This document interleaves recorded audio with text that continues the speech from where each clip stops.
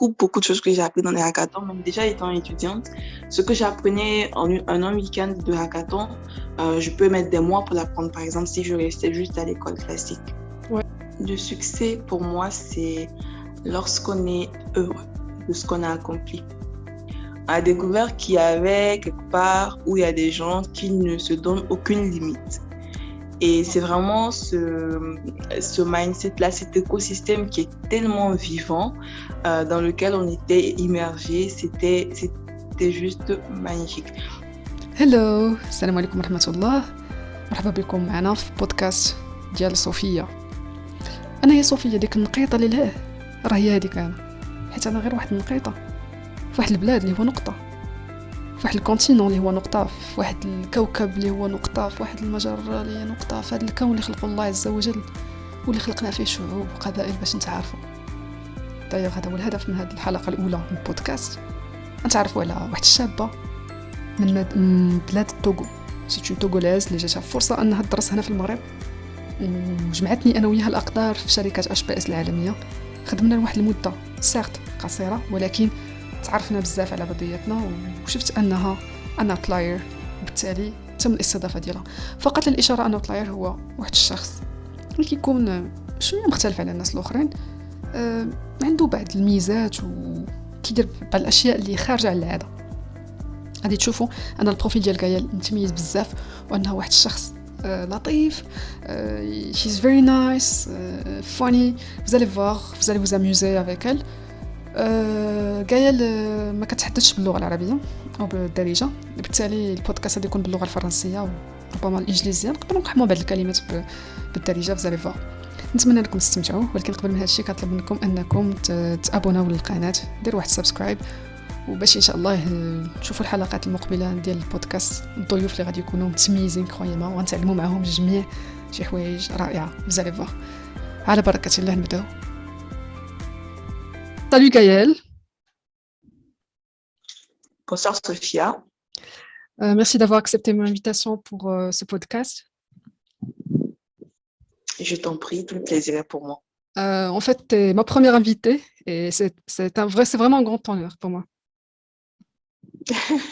Tout l'honneur est pour moi. Merci beaucoup de l'intérêt porté à ma personne. Merci beaucoup. Alors, Gaëlle, tu sais, en fait, le podcast a comme objectif d'inviter des gens que je considère personnellement des outliers. Et je ne sais pas si toi-même, tu te considères une personne un peu différente et spéciale. Je pense que tout être humain est spécial et c'est ce qui rend chacun de nous unique et qui fait qu'on existe finalement. Parfait, c'est bien alors. Donc on est bien d'accord sur ce point. Alors Gaëlle, est-ce que tu peux, s'il te plaît, te présenter au début, nous parler un petit peu de ton parcours et de ta carrière pour que notre audience ait une idée sur toi? Ok, ouais. Donc moi, je m'appelle Gaëlle Matina Egbidi, je suis d'origine togolaise. Je suis née, grandie au Togo. Après mon bac, du coup, je vais aller au Maroc pour mes études supérieures. C'est où je vais donc étudier l'informatique. Donc, j'ai fait des prépas intégrés à l'EMSI. Ensuite, je vais intégrer la filière de MIAGE, donc méthode informatique appliquée à la gestion d'entreprise. Donc, où je vais justement m'initier, j'ai envie de dire, faire le cursus de l'ingénieur en informatique. La particularité, je dirais, avec mon parcours, si je dois le résumer très rapidement, c'est que très tôt, je me suis très vite intéressée à des compétitions, donc des hackathons, comme on le dit, dans le domaine en fait. Donc, je participais énormément à beaucoup de hackathons, ce qui a fait que à ma 4e année, du coup, j'avais cofondé donc ma première startup avec 2 amis. Donc, c'était une startup qui était basée au Maroc et qui était spécialisée dans tout ce qui est édition des agents conversationnels intelligents pour les institutions financières pour innover leurs relations clients. Traiter toutes les questions qui sont de niveau 1. Donc, on se basait un petit peu sur l'intelligence artificielle pour mettre en place ces chatbots.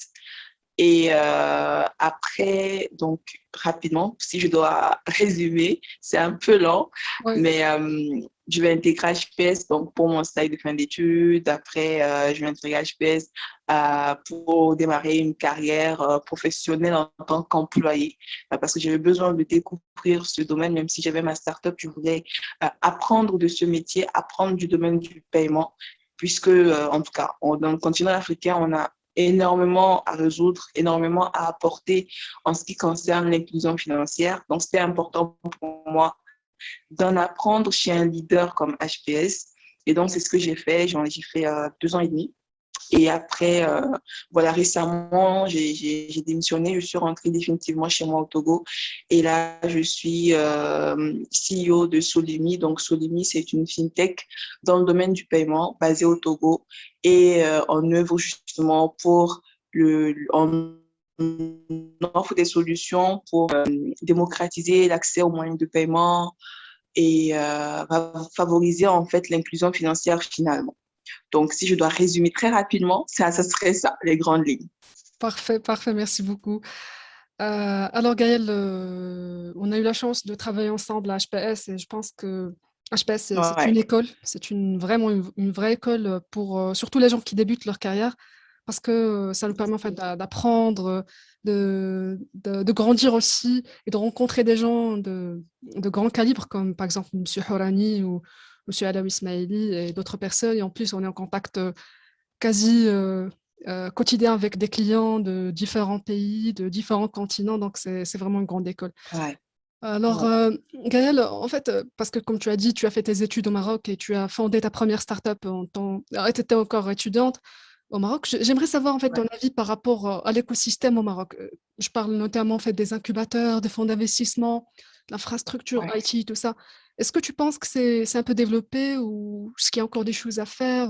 Je ne sais pas ce que tu en penses. Toi qui as cette expérience au niveau du Maroc, et peut-être tu peux le comparer aussi avec le Togo puisque tu es parti maintenant t'installer chez toi au Togo. Je ne sais pas si tu peux comparer un petit peu, me dire ce que tu en penses. Oui, très bonne question. Alors, euh, déjà, avant d'aller dans la comparaison, je dirais que l'écosystème entrepreneurial au Maroc est vraiment en essor et en plein développement. Il y a énormément de choses qui se font. Aujourd'hui même, j'ai encore je suis dans des groupes où je vois tout le temps de nouvelles actions qui se mettent en place, qui se font. Donc, franchement, c'est quelque chose à applaudir. Il y a également, je pense, toute une volonté gouvernementale qui accompagne, donc c'est top.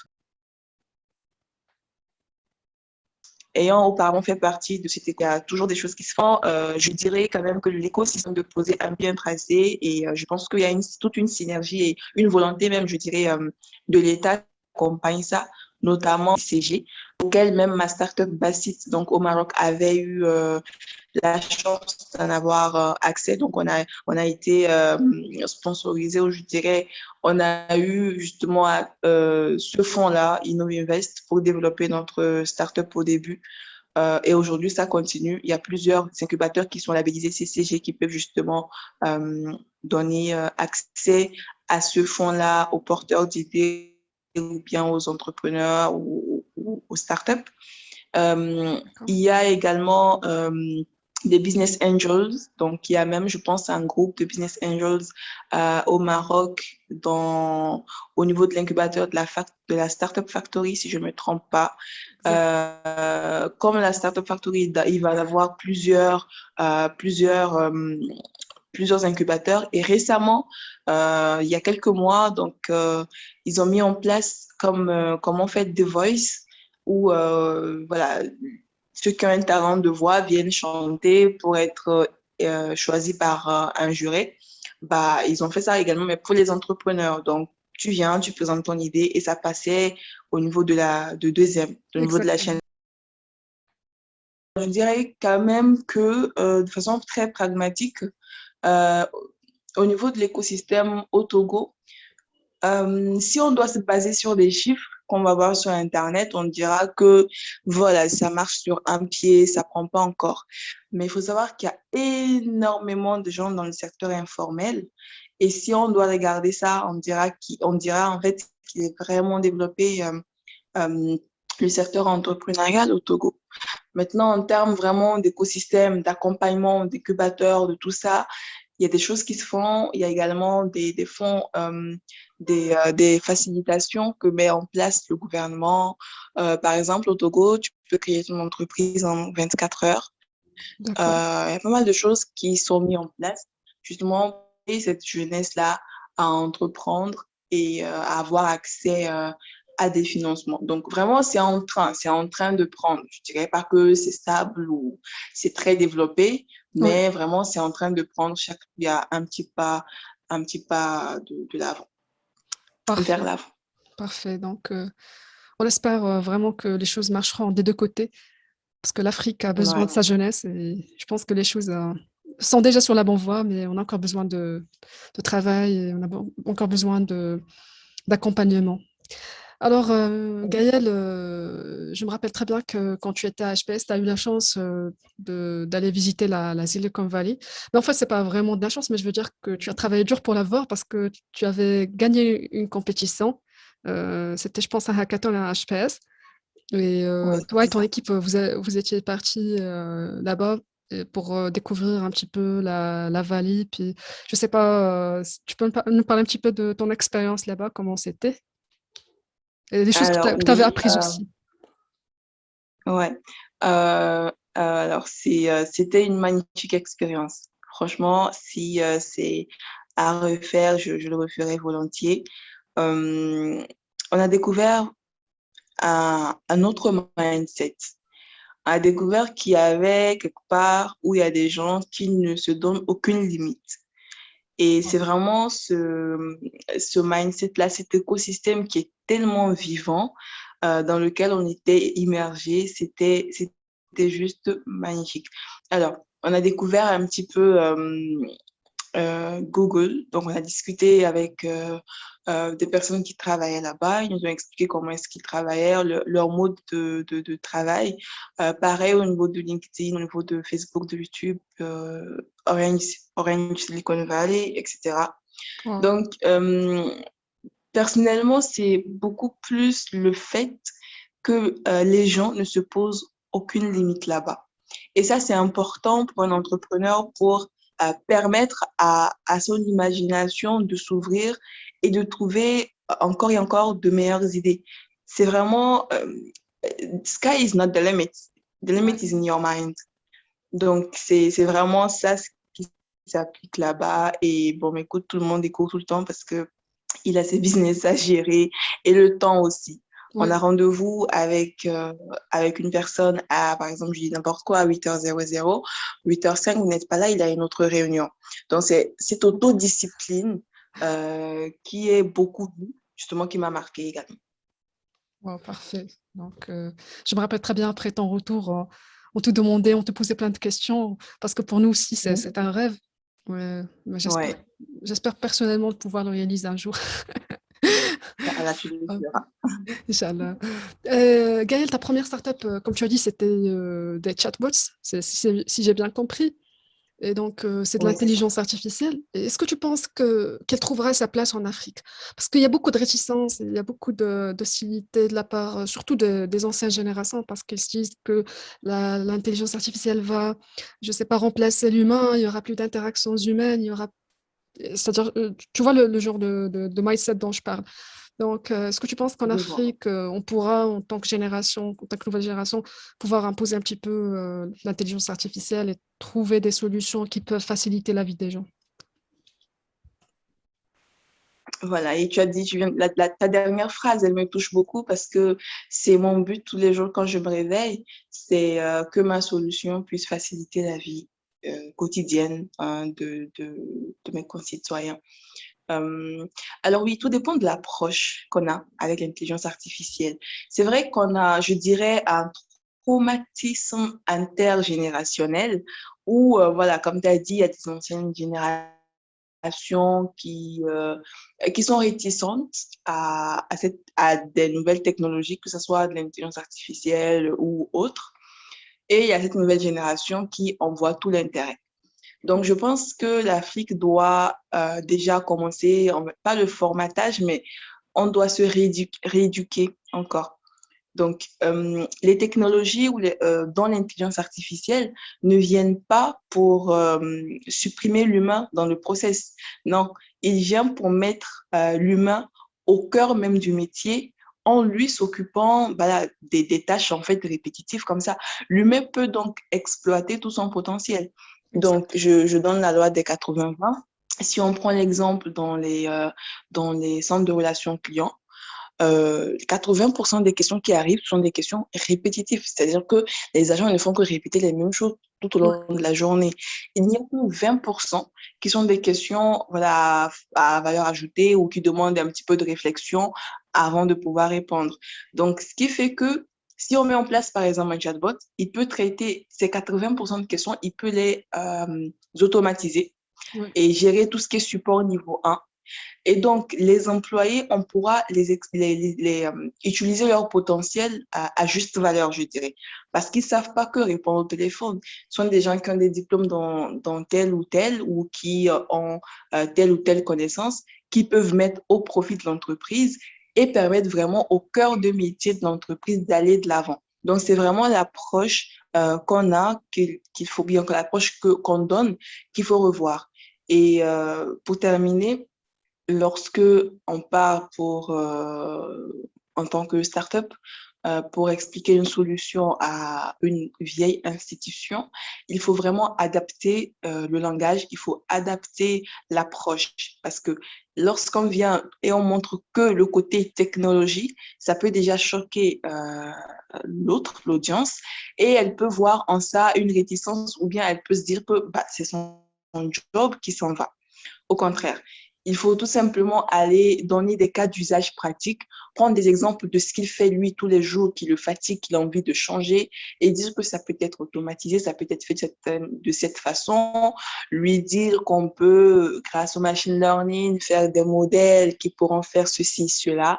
Et là, ça va plus le parler, il va mieux comprendre et il pourra donc justement ouvrir ses oreilles et écouter la suite. Sinon, si on a une approche trop technique et trop importer, ça ne marchera pas. Il faudrait qu'on adapte notre langage à notre contexte africain, à nos populations, et comme ça, je pense que ça marchera. Parfait. Donc, ça, c'est une belle approche, en fait. Elle est très intelligente et je pense qu'elle peut réussir. Ouais. Donc, merci Gaëlle. Alors, je voulais te poser une question. C'est que, s'il y a vraiment quelque chose que tu aurais aimé savoir avant de créer ton entreprise, enfin, ta première startup ou ta deuxième, est-ce qu'il y a des choses que tu penses, si tu les connaissais, si tu les savais bien avant, il t'aurait égaré peut-être de l'effort, je sais pas, il t'aurait aidé beaucoup plus? Alors, certainement oui. Là, tout de suite, ce qui me vient en tête, c'est le fait de savoir que the dream is not the reality.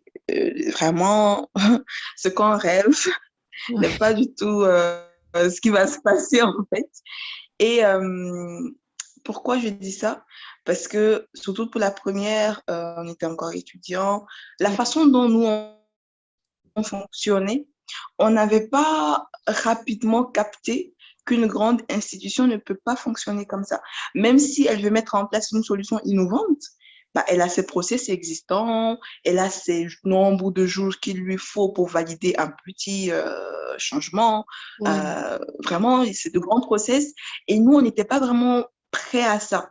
Donc, ça faisait qu'on était confrontés au fait que nous, on est speed et eux, ils sont lents.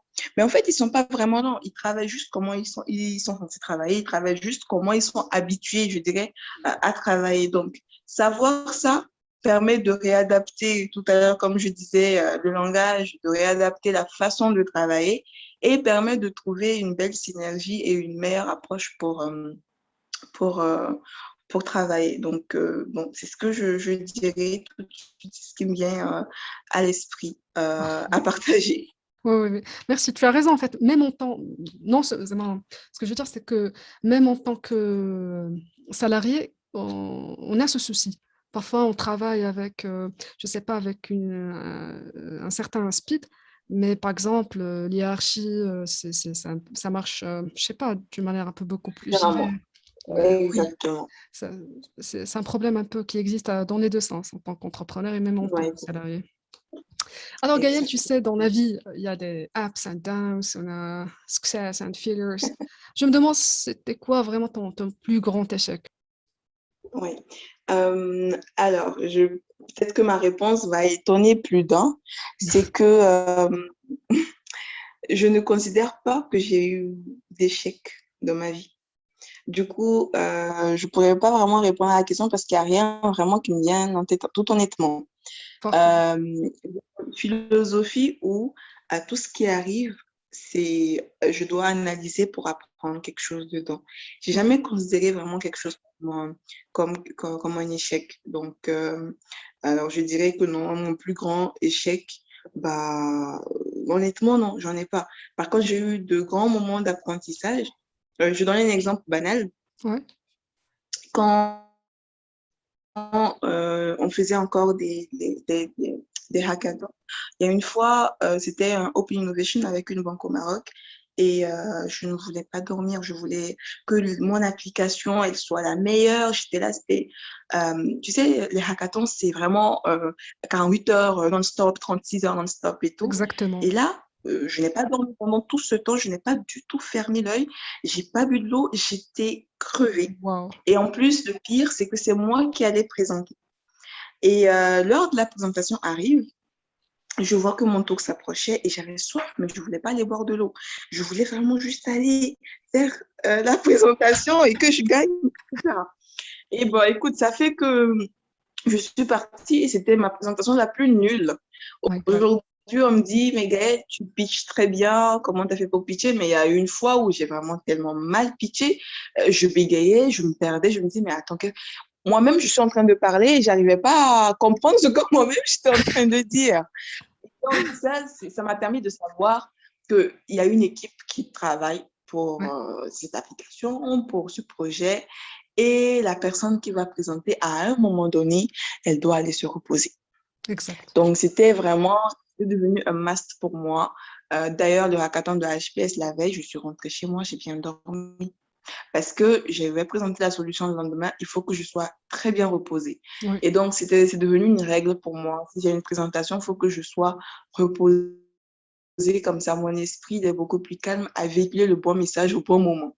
Donc, ce serait ce que je dirais en termes d'échec. Sinon, je ne considère pas que j'ai eu d'échec. parfait, parfait. Merci beaucoup pour ta réponse. Et Gaël, je voulais te poser une question aussi pour savoir, en fait, est-ce que tu avais des ressources qui t'ont aidé au long de ton chemin? Par exemple, est-ce que tu as lu des livres, ou tu as rencontré des gens, mentors, ou tu as regardé des talk shows, ou tu as assisté à des événements, des choses qui t'ont marqué, qui t'ont fait apprendre plein de choses? Honnêtement, comme je disais, j'avais démarré en disant que on a toujours besoin dans la vie d'un guide, entre guillemets, ou d'une personne en qui on peut voir son reflet, d'une personne qui nous inspire, ou que ce soit des bouquins, des documentaires, etc., qui nous inspirent. Euh, Personnellement, quand j'étais toute petite, quand j'étais au collège, on avait des cours d'informatique. Et notre professeur d'informatique nous avait parlé de Bill Gates et nous avait expliqué un petit peu son histoire à sa façon. Ouais, Et à partir de ce jour, je me suis dit, mais tiens, il faut que moi aussi un jour, je sois comme ce monsieur. wow. Et voilà, après, plus tard, quand j'ai grandi, j'ai changé vraiment j'ai changé comment dirais-je, Idole. d'icône ou bien j'ai changé d'idole, voilà. Aujourd'hui, en fait, il y a beaucoup de choses que j'ai appris de mon entourage. Il y a beaucoup de choses que j'ai appris dans des hackathons. Beaucoup, beaucoup de choses que j'ai appris dans des hackathons, même déjà étant étudiante. Ce que j'apprenais en un week-end de hackathon, je peux mettre des mois pour l'apprendre. Par exemple, si je restais juste à l'école classique. Ouais, Euh, j'ai beaucoup appris en travaillant à HPS, que ce soit auprès de Rizlan ou d'autres personnes également au sein de l'HPS. Je ne pourrais pas citer tout le monde. ouais, J'ai énormément appris auprès de ces personnes-là. Mes co-founders aussi, j'en apprends tous les jours avec eux. C'est un échange. ouais. Euh, faut dire que je suis quelqu'un aussi, je me forme beaucoup, donc je suis beaucoup de formations certifiantes donc en ligne, histoire de bien maîtriser les contours de tout ce que je veux faire ou tout ce que je fais. Ouais. Euh, je regarde beaucoup de documentaires, mais beaucoup plus orientés à, je dirais, Afrique, c'est-à-dire des documentaires qui me donnent des idées, qui me montrent la réalité, qui suscitent en moi cet esprit entrepreneurial là pour trouver dans le problème une opportunité D'accord. et pour trouver en moi-même, devenir moi-même une opportunité pour les autres. Donc, grosso modo, c'est un peu ce que je te dirais. Après, en termes de livres, moi, je lis beaucoup, mais je lis beaucoup plus des livres sur la spiritualité que des livres sur le mindset ou Ah, l'entrepreneuriat parce que j'ai une autre philosophie par rapport à ça. Donc, moi, je lis beaucoup plus des livres sur la spiritualité, mais en termes de mindset ou entrepreneuriat, je me dis, dans la vie, il n'y a qu'une seule chose, c'est que, et si chacun fait cette chose-là, c'est bon. C'est vraiment de trouver son essentiel et de le suivre. C'est de trouver la raison d'être, pourquoi tu es sur Terre, c'est quoi ta mission en fait d'accord. euh, sur Terre et qu'est-ce que tu es venu pour accomplir. Et une fois qu'on se connaît soi-même, bah, tout devient plus facile. Ça sera comme de l'eau de source, donc ça va couler parce qu'on sait quelle action poser, quelle action ne pas poser. Donc c'est comme ça que je fonctionne. D'accord, parfait. En fait, ça me rappelle un petit peu la philosophie. Je ne sais pas si tu connais un peu Steve Harvey. Ah, c'est un Yeah. Américain. Euh, il a dit une fois, Everybody is gifted. C'est-à-dire que chacun de nous a un don de Dieu et il doit l'exploiter. Il doit le trouver tout d'abord et puis l'exploiter pour aider les autres. Exactement. Donc, j'aime bien ta philosophie et c'est très intéressant. D'ailleurs, c'est rare quand je trouve des jeunes qui lisent sur la spiritualité. C'est vrai que la tendance maintenant, c'est de lire à propos du mindset, comment le changer, le shifting du mindset et tout ça, mais c'est intéressant. Mais, moi, je t'ai dit, tu es Ouais. spéciale, tu es différente. J'aime bien. Merci. Alors, dis-moi, Gaëlle, pour toi, Merci pour ouais. dis-moi, Gaëlle, en fait, le succès pour toi, c'est quoi? Si tu peux le résumer en quelques mots. Alors, le succès pour moi, c'est lorsqu'on est heureux de ce qu'on a accompli. D'accord. C'est le bonheur c'est d'être heureux et avoir la paix dans ce qu'on a accompli. C'est-à-dire que, voilà, je peux réaliser un chiffre d'affaires de 1 milliard de dollars, mais si je ne suis pas heureux ou satisfait de ça, moi, je pense pas que la personne a réussi. Tout comme une personne qui réalise son chiffre d'affaires de 100 000 et qui est heureux de ce qu'elle a accompli. Donc, pour moi, le succès, déjà, ça reste très relatif. Et après, pour mesurer le succès, c'est à la personne de mesurer son propre succès, je dirais. C'est vrai qu'il y a des standards sociétaux, hein, donc Ouais. on va dire, voilà, ton chiffre d'affaires, il est grand, etc., etc. Mais moi, j'aborde plus la question dans l'autre sens, en la ramenant beaucoup plus de façon personnelle, en disant que le succès, c'est vraiment lorsque tu es satisfait, tu es heureux, tu trouves ton bonheur dans tout ce que tu as accompli. Ouais. C'est là où tu dis que tu as réussi. Parfait, j'ai compris. C'est bien, Gaël. Entre nous, le Maroc, ça te manque? Atay, الحرشة, مسمن. Of course, bien sûr. Atay, Couscous. tagine, tangia, couscous. Ah bah, tout ça, ça me Ouais. manque trop. Mais tu sais, j'ai ramené le tagine. Je fais le tagine aussi ici. Ah, J'ai d'accord. ramené, euh, j'ai ramené quoi? Atay, là, le البراد. thé, tout ça, je le fais ici. Et aussi, il y a un restaurant algérien, elle fait des plats marocains aussi, c'est magnifique. Donc, D'accord. je me régale les vendredis là-bas avec le couscous. Couscous, parfait. Donc, ça n'en manque pas parce qu'il y a pas mal de restos algériens. C'est top. Parfait. En tout cas, tu es la bienvenue au Maroc, Inch'Allah. Et si tu veux retourner Merci. ou juste nous visiter et tout. Donc, you're Le always welcome. Maroc, ça reste ma deuxième maison, ça reste mon deuxième pays. J'ai Marhaba. appris énormément de choses là-bas. C'est-à-dire que j'ai vraiment développé mon potentiel là-bas. Et Ouais. ça, c'est quelque chose que je n'oublierai jamais. J'ai découvert ma personnalité au Maroc, j'ai découvert le travail au Maroc, j'ai découvert beaucoup de choses. J'ai appris beaucoup de choses en fait au Maroc. Donc, ça reste mon pays, ça reste mon deuxième pays et c'est juste un pays de cœur en fait. C'est vraiment deep ce que le Maroc m'a apporté et ce que j'ai pu également laisser sur mon passage au Maroc, j'en suis heureuse. Parfait. Ça fait plaisir, Gaëlle. Gaëlle, en fait, je veux juste te poser une toute dernière question. C'est est-ce que tu peux nous laisser, en fait, par la suite, des liens, par exemple, LinkedIn où nos auditeurs peuvent te trouver en ligne, LinkedIn ou Instagram ou... Bien sûr, je pense que je vais te les passer et D'accord. comme ça, tu pourras les rajouter. Ou bien je dois les épeler maintenant. Non, non, en tout cas, je vais les récupérer de ta part et comme ça, nos auditeurs, ils trouveront Exactement. où ils pourront, en fait, te trouver online, Le contact. Inch'Allah. Bien sûr, Merci y a beaucoup, aucun Gaëlle. problème. Merci beaucoup. Ça Je m'a t'en fait prie, énormément plaisir. Oui, pardon? je finirai par contre par dire une phrase que je pense que ça peut aider plus d'un. C'est que généralement, lorsqu'on veut se lancer en entrepreneuriat ou se lancer dans une nouvelle activité, on appréhende beaucoup, on a peur, etc.